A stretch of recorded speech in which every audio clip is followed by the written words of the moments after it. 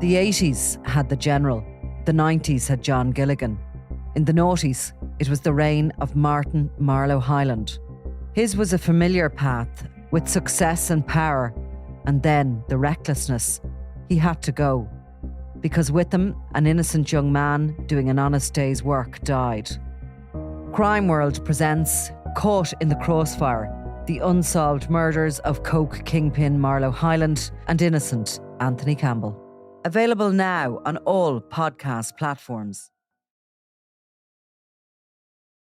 I'm not as fond of this studio as we'll our get used own to it. studio. We'll get used to it. We won't. It's kind of like It's like being in RTE. brown and white, and it's quite warm. And It's like being in Kildare, local somebody's radio. taken over our studio, so we've had to make. It's not fair. We've had to just say, look, okay, you can have it for a wee while because we're in it enough, I suppose. Anyway, we're going to talk about criminals and celebrity because, it's not exactly a new phenomenon. We have had celebrity criminals all the way back to Al Capone. It seems that of late, they have taken control of their own celebrity in the same way as others have, between Instagram sites, Twitter sites, and generally putting out their own interviews on sometimes podcast platforms, maybe not like this, that are under the umbrella of a media organization. But, there's also a lot of criminals who've become podcasters and have their own shows now. And it seems like anything goes. Yeah. True crime, I think there's an insatiable appetite for it, which I suppose is... we're kind of true crime, but we're also journalists, but we're not doing necessarily historical stuff. Yeah. But it's interesting to see, like, there's some YouTube channels out there that basically seem to live off the content that we actually produce, like in the paper, and and people are getting their whatever advertising revenue from that. Generated by AI, a lot of them, I would think, with sort of strange voices. So over the top if you're going to have there's some people out there and they're quite engaging. And I was just listening to it came up this week. Daniel G.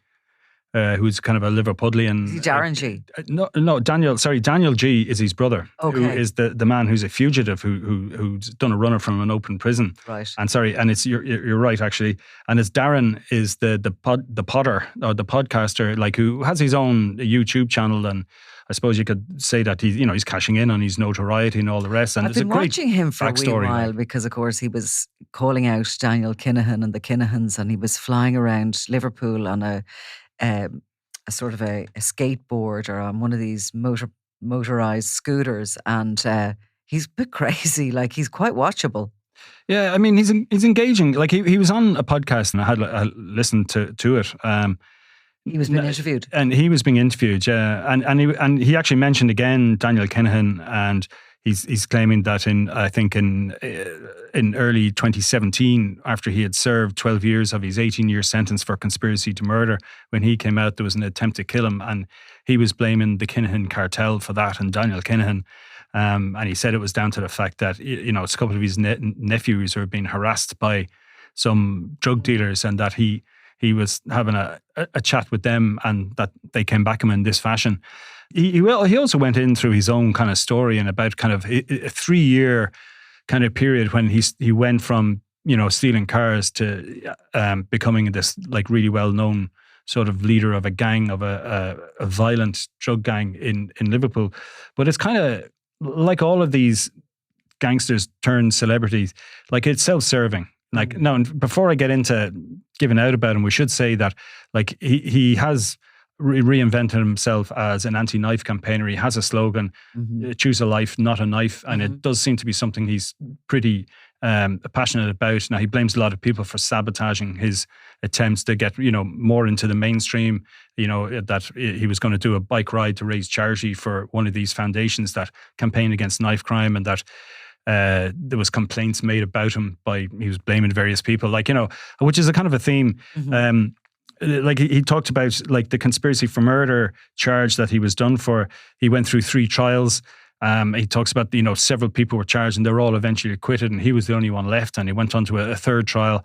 And he's claiming it was hearsay. But then he makes this point that the police in the Merseyside at the time let the criminals' feuds get out of hand so they could get proper long sentences on them. So he's more or less saying if someone got killed, it was the police's fault, not the gangsters' fault. Well, so, and this is a theme. That's a common theme with a lot of those sort of criminals who believe they have something to say. And also what you're saying about the picking apart of evidence and, claiming that this was wrong or that was wrong.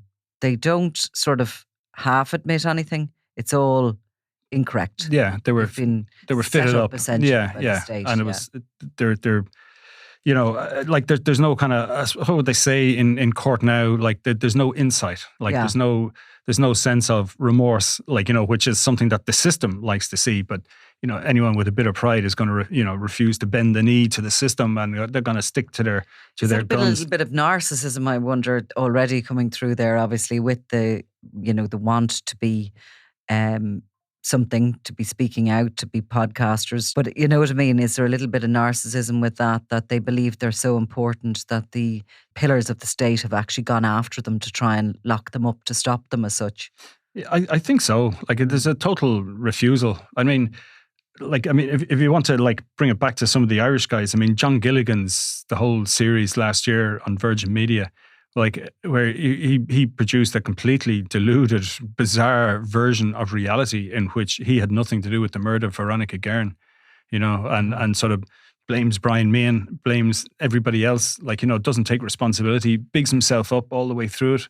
He mentions, there was one bit where he mentioned Martin, the General Cahill, and said, I used to throw him a few quid. He's trying to make himself look like he was this philanthropist in the underworld to some extent, not the... And very self-serving, the whole interview, the length of the interview, the way it was conducted and all the rest of it. There was plenty of criticism about that he wasn't challenged enough, maybe, in what he was saying. But yeah, I mean, he essentially took 3 hours to tell us his story and all the bad that had been done to him without really admitting anything. Yeah. And although there was some critique, because he had done an interview if you remember, in 28, where he spoke to the Hot Press magazine. And at that point, he was still, if you remember, he was still the top dog on the E1 landing on the Portlaoise prison. Yeah. And Brian Meehan didn't like what he'd heard was in the interview or what he read.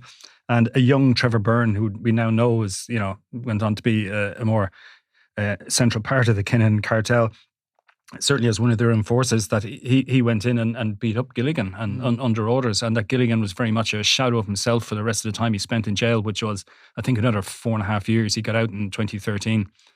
At which point he was, not long after it, he was shot, and there was a previous attempted shooting that kind of went wrong because he was in a different pub. But of course, Trevor Byrne, a notorious Kinahan gunman, was believed to have been behind that. So he held on to his grudge against him for a long time. Yeah, certainly did. Or trying to get his retaliation in first. Yeah.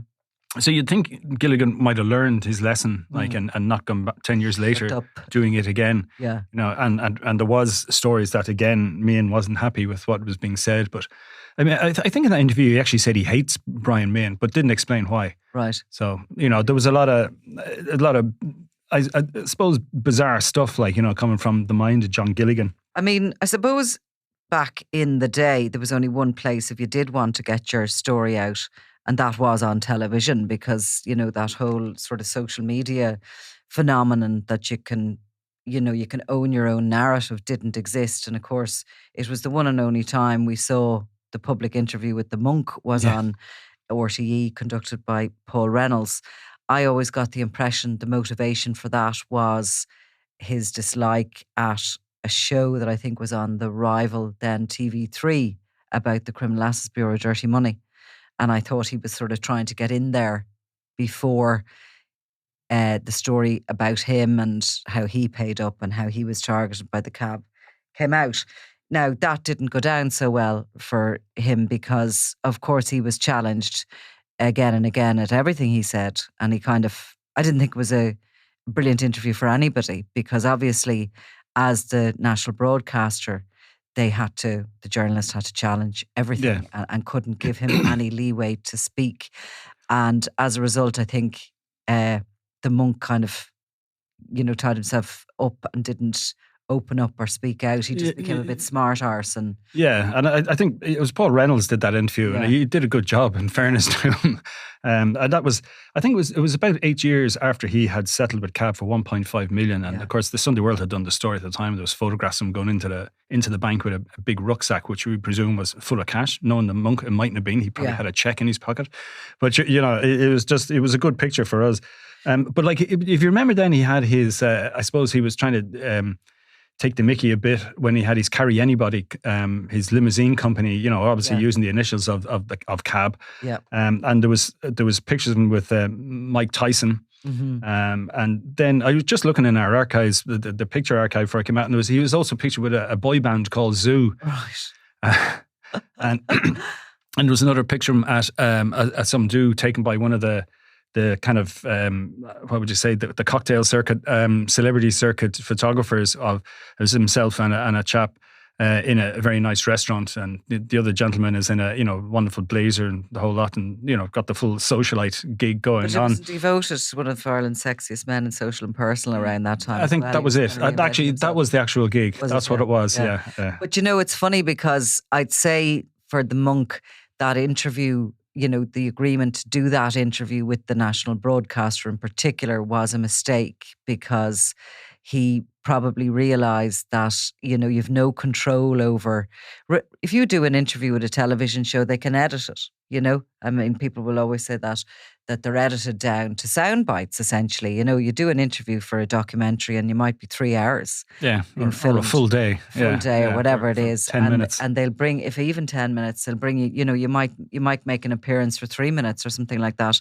And that's what happens, I suppose, with that media. Whereas in more recent years, social media has allowed some of these criminals to kind of come out, to not be edited, and to say exactly what they want, and take as much time to say that. And of course, famously, before he was sanctioned by the US Treasury, Daniel Kinahan did record a 3-hour in a round video interview with James English, which was promised to be released for St. Patrick's Day of 2022. Yeah, it was early 22, or It was a month before the sanctions, and it never went ahead. We never got to the bottom of why it didn't. But clearly, Daniel Kinahan didn't want to be edited.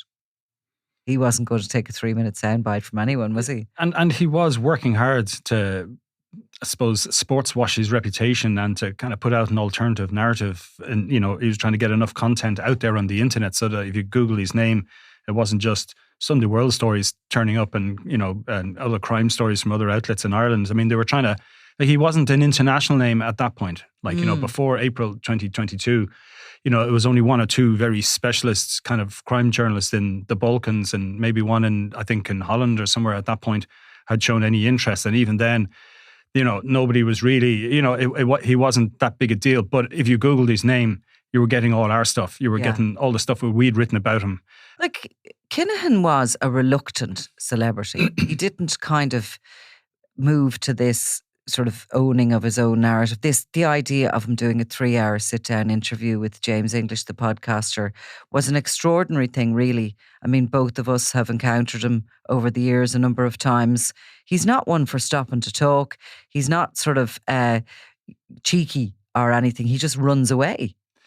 Yeah, well, look, I mean, he had been working hard at that stage. Like, we know he was using Twitter especially. And there was, photographs of him with various boxers, and then, different people.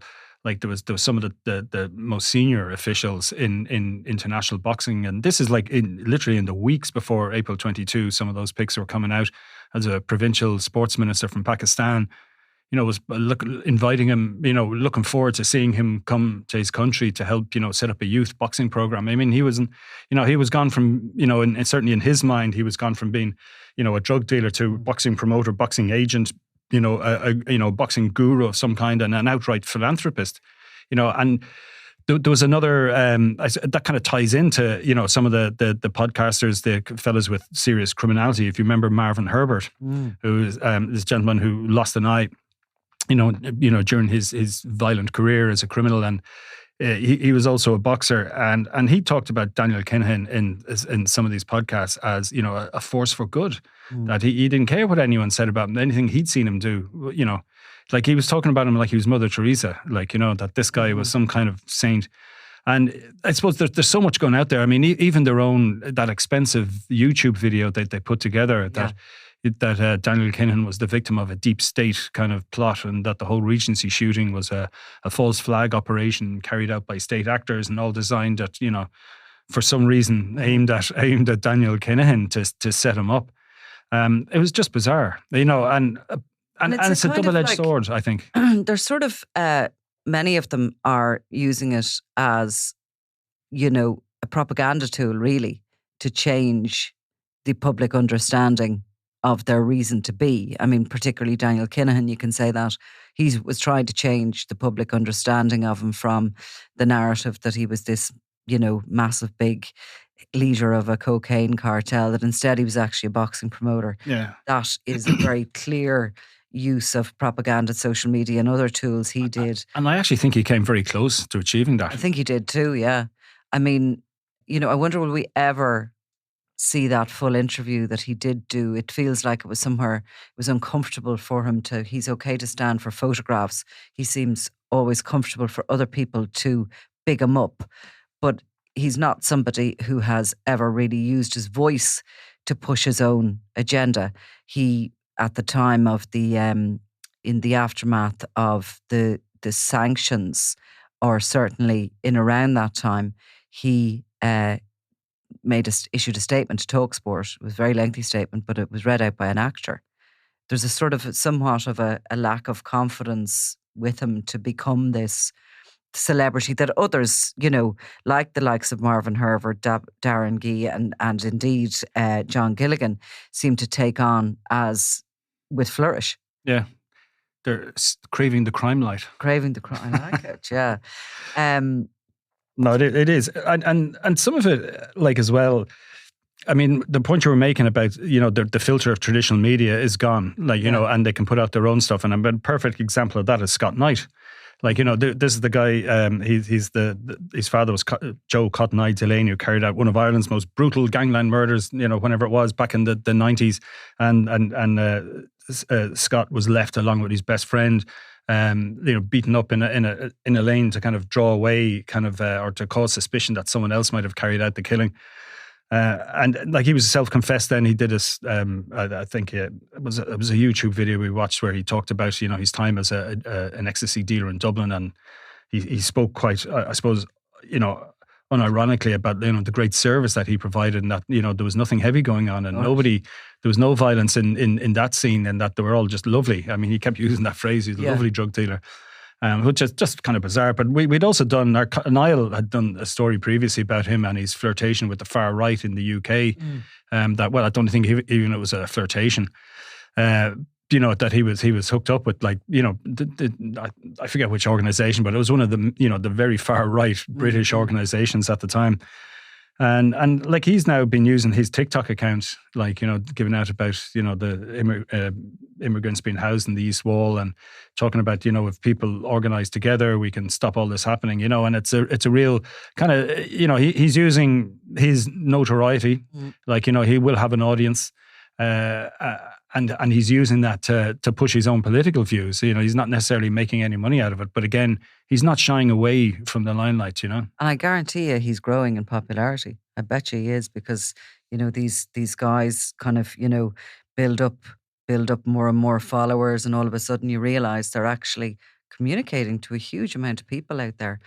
Some of them, the criminals, sort of retire and move into media, and that's been happening more and more, particularly in the States, with some of the ex-mafia guys, Francesi and others who have been, I suppose, they have come out and they have given evidence in some cases to put away some of their mafia colleagues. They have saved their bacon already.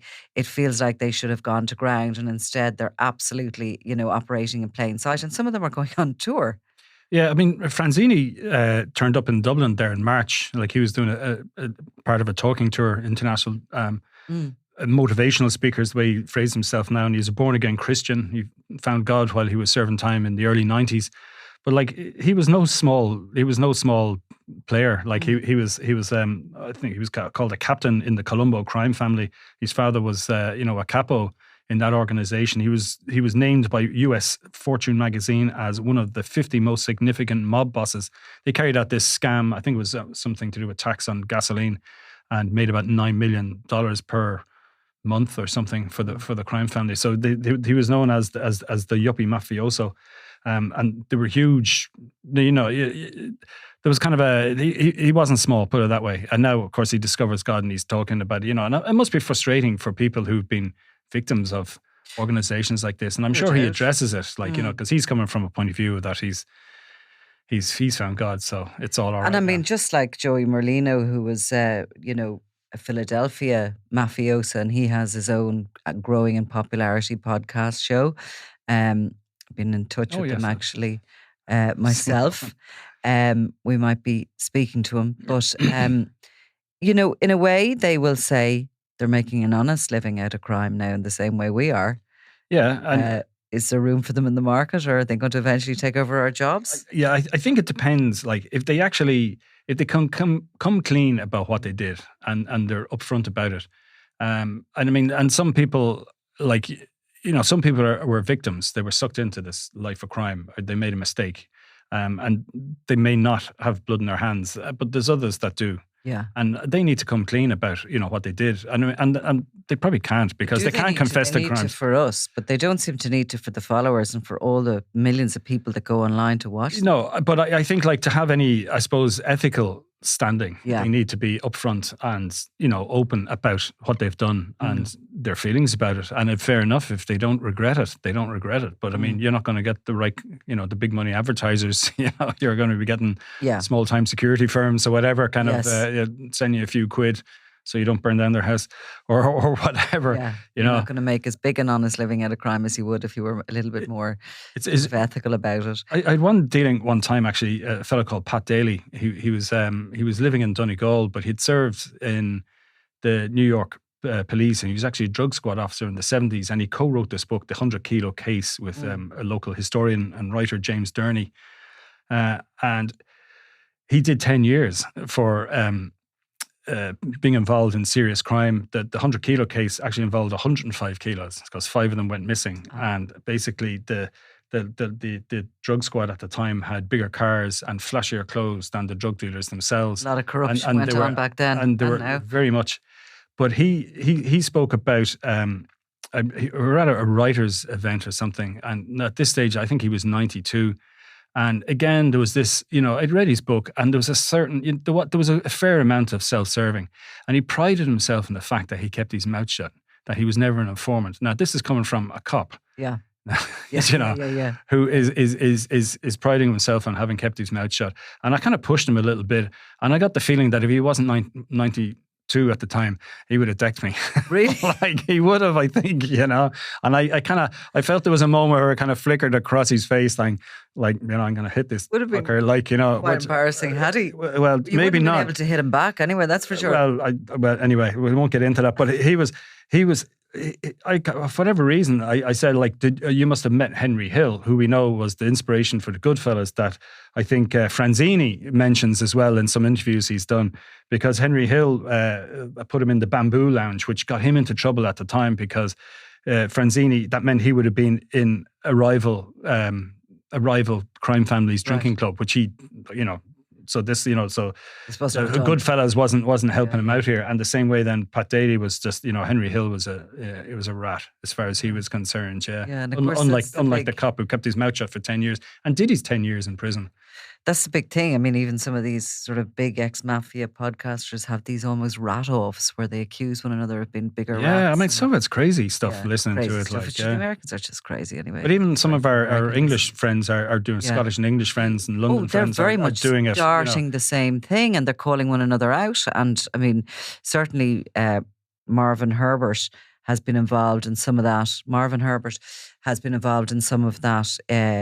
Calling out fellow podcasters with criminal backgrounds, and, I think trying to shut them down and big himself up. And, but yeah, it's kind of becoming that way, isn't it? The whole thing. And you're finding that there's more and more criminals coming forward to be interviewed, but only in that world where they're not challenged and where everything they say will be reported where they're not. Yeah, I don't think either of us are going to be getting a phone call from some of these guys saying, I want to put out my story. No. I mean, and even in the odd, there's one or two times in the past where I have interviewed, criminals, at a certain level, not particularly high ones. Say somebody who might have a story involved in fraud or something, an individual, and them being really cagey and really worried about how you're going to, approach it and all the rest. And you can see the absolute fear that they know that they're handing over any chance they have of rehabilitating their reputation to a complete stranger. Yeah. So I think any of them that kind of read our stuff they're not gonna. They're also afraid that they're going to incriminate themselves by something they say. Whereas if they're in a non-challenging environment and they're allowed, reel off their story, whatever the way they want, they seem more comfortable with that. But I finally wanted to talk to you about some of the criminals from within the travelling community who've become really super famous. Yeah, I mean, this came up last week. Dougie Joyce got 18 months, I think it was, for assaulting I think he was fighting with people outside a pub, and he was already doing a similar sentence for where he punched an elderly man in the face sitting at a table. But then we learned that... Who is Dougie Joyce? Because I didn't really know who this guy was. He's Manchester-based, and he was in Life with the Joyce family documentary on Amazon. Right. And it was kind of... There was this sort of insight into I suppose, the travelling community, and that's the way it was marketed. And he was very much the star of that. He launched his own brand of whiskey on the back of it, which is no harm done there, I guess. But he first came to notice. He would have attacked Paddy Doherty, who we should stress, is not a serious criminal in any sense. I don't know if he has any convictions at all. He's been involved in bare knuckle fighting a long time, and he talks about that. He did his own book as well, and he attacked Paddy Doherty in Manchester not long after he would have appeared on Big Fat Gypsy Wedding, which was Paddy Doherty's break. Again, he was a natural for the camera. He was a total star. He was invited then on to Celebrity Big Brother and won that, and then he was, did this whole series with Sally Bercow, the wife of the Speaker of the House of Commons. And, when Sally met Paddy, and they both go and live in each other's kind of worlds to give a sense of how they, how different life could have been for Paddy if he'd had a extraordinary celebrity, really, No, he's huge, and he's a positive kind of character. He does a daily Facebook video, and it's a great day today, lovely weather, and and he seems to be motivated and trying to G people up, So I suppose he wouldn't be a criminal in the sense that we have been talking about other criminals.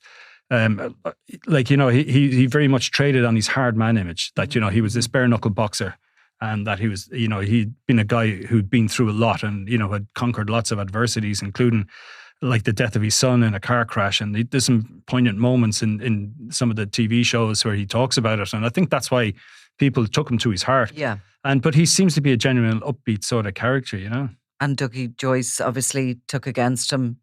Well, and you want to be him? Well, it's any boxer, worth their salt wants to take on the reigning champion. So if somebody has the big reputation, you want to be seen beating them. And curiously enough, it was only after Paddy Doherty became famous that I realised that he was a much younger man on an old VHS video we had of Dan Rooney going to fight, again, another famous bare knuckle boxer who became a born again Christian preacher. And he went to London to fight someone there, and there was a whole almost documentary done. The people who'd been interviewed in the pub the night before saying, we're really looking forward to this. And at one point then, there's the fight doesn't go ahead. It turns into an absolute mess. It's in Luton, and there's craziness going on. And they're driving out of there, and there's a young man, a young Paddy Doherty, shouting insults at Dan Rooney, wanting to have a crack at Dan Rooney, which was absolute madness. He's twice his size. Yeah. But that would have been the reputation that, the lads were chasing at that stage. So, they're going back to, I suppose they're, even people who aren't, even people who aren't criminals, but live on the edge or are marginalised. It's a great, it's a way, being in the media is a way of getting yourself on the inside track or crossing the tracks back into the mainstream society. And I mean, even James... legitimate earnings, as Yeah. such. The thing that strikes me out of all of these sort of gangsters, celeb-style gangsters, is they're all men. There's no women. I do think if women had more of a say in gangland and the underworld, there wouldn't be quite so much I think it would be murder worse, and Nicola. mayhem. What? I think it would be worse. It'd be much better. I can't think of it now, but there is a book about the female Italian mafiosa, and they don't come out particularly well. Smelling well. Yeah. Roses. I don't know. I just think that sort of, you look at it and you think of all this kind of testosterone that's floating around, and, guns come out very quickly and people are shot dead, and you just need that sort of voice of reason of the woman. Yes, I'd say more organised. I'm not going to say anything. I'm just going to shut up now before I get myself into trouble. Right, Eamon. Thanks a million. Again, it's always a pleasure, Nicola. I'm Nicola Tallant, and you're watching Crime World, a podcast about criminals, drugs, and the underworld in Ireland and across the globe. Make sure you subscribe to our channel and turn on notifications so you can be the first to watch all our latest episodes. You can also listen wherever you get your podcasts.